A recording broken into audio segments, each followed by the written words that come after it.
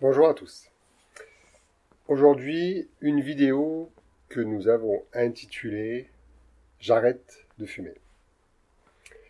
Premier point qu'il faut savoir, c'est que la dépendance par rapport au tabagisme comporte deux pôles distincts.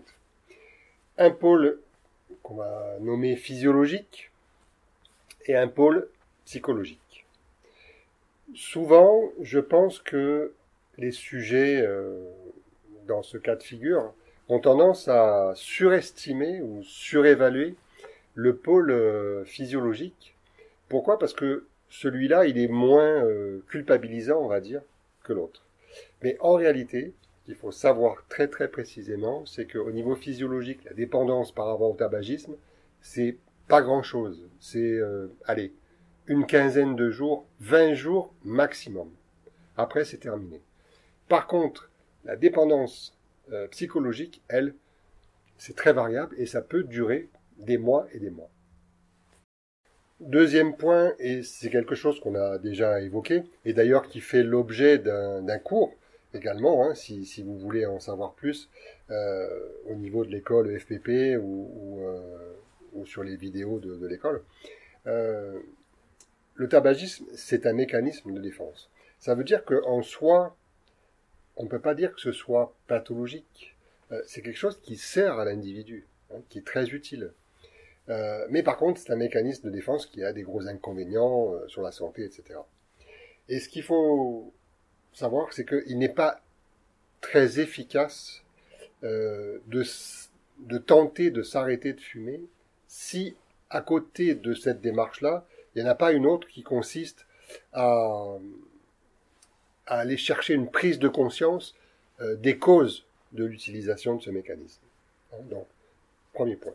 Deuxième point, il y a, malgré tout ce qu'on vient de dire, certaines personnes qui parviennent, du jour au lendemain, brutalement, parce qu'elles l'ont décidé, parviennent à s'arrêter de fumer.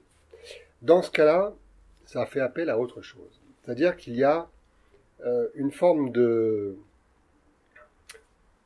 d'autosatisfaction ou de valorisation dans le fait de parvenir soi-même, tout seul, à s'arrêter de fumer.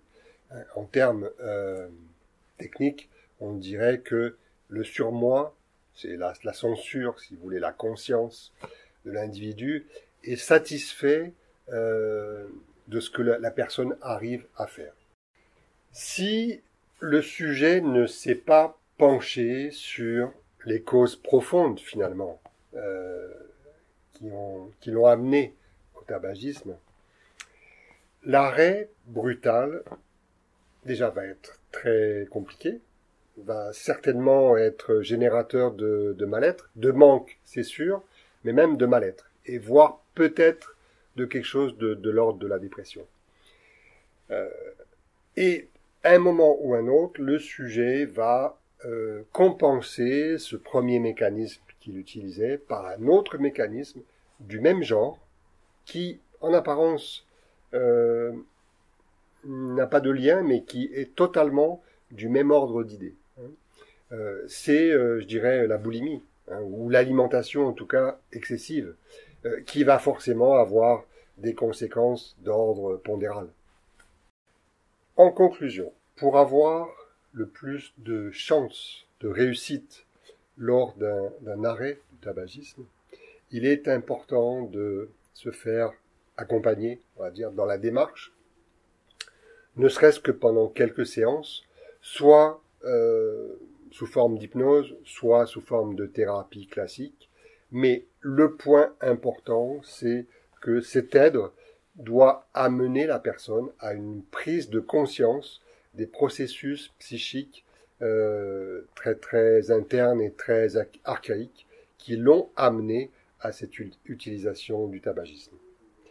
Merci à tous, à bientôt.